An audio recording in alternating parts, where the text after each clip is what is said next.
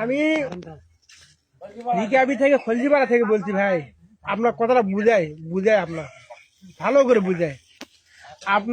আমার বাড়িয়ালির ডেলিভারি করে 2টা বাচ্চা আছে, 5 কেজি 700 গ্রাম ওজন, দেয়ার ঘামে শরীর ঘামে ম্যারেজ করে আসা, আর ফ্রিজে 20 কেজি গুস্ত আসা।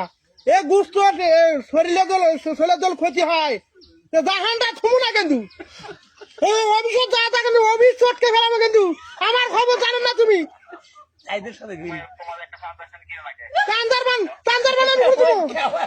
কি করবো আমি? তোমার কারেন্ট বিল দিব, আমি টাকার বিল কিনবো? ফির টাকাতে চাঁদার বিল কিনবো নাকি? একটা ফ্রিজ কিনেছি 70,000 টাকাতে, ফির চাঁদার বিল ফ্যান কিনবো আমি 40,000 টাকাতে। তুমি বাল কামাচ্ছেন, তুমি বাল কামাচ্ছেন নাকি? হাত টাকা কি করবো? হাতি করে না আমার। তুমি কারেন্ট দাও, ভরতের মতো কারেন্ট দাও। 20 কেজি গুস্তু নষ্ট হবে আমার, ধানটা থমনা শুক্রবার আমি লেট করবো আমি। কিসের দুর্নীতিবাদ? আমি কি দুর্নীতিবাদ? তুমি দুর্নীতিবাদ, তোমার বাপ দুর্নীতিবাদ, তুমি গরিব দুর্নীতিবাদ। আবার গরিবের মানুষ তোমাকে আমি লেট করার জন্য নিয়ে আসি কম দামে গুস্তু। গরিবের কাজ দিব আমি, গরিব কাজ দিব আমি। নিজের গরু জব করে গরিব কাজ দিব নাকি? তুমি এসে খাওয়া দাও, তোমার অফিস আসুক, তোমার থার আসুক, এসে খাওয়া দাও। আমার গরু গোসল নষ্ট আছে, আমার গরু গোসল আছে, সকলে বলতে যাচ্ছে আন্ডা শুনে কথাটা খারাপ হয়েছে। গরিব কি খাওয়ার মাল?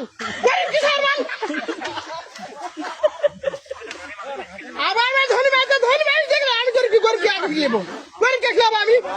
হ্যাঁ, তুমি আসে নিয়ে দাও, তুমি আসে আন্ডা করে খাও। আমার ভিতরে গোসল নষ্ট আছে, আন্ডা শুনে আমি কে? আরে ভাই খুশির বিজয় ঠিক আছে রে ভাই, আমার 2টা বাচ্চা হয়েছে। আমার কথা শুনেন, অনুরোধ করে কথা পা ধরে দিদি ভাই, ছেলের অবস্থা দেখে আমার ভিতর কল দেখে আমি উঠতাম কথা কয় ভালো করে। অবস্থা খারাপ হ্যালো ভাই, হ্যালো ভাইজান, হ্যালো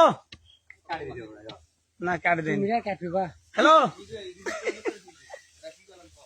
মিরা কাটিবা, ওর বাপের ক্ষমতা মিরাটা কাটবে।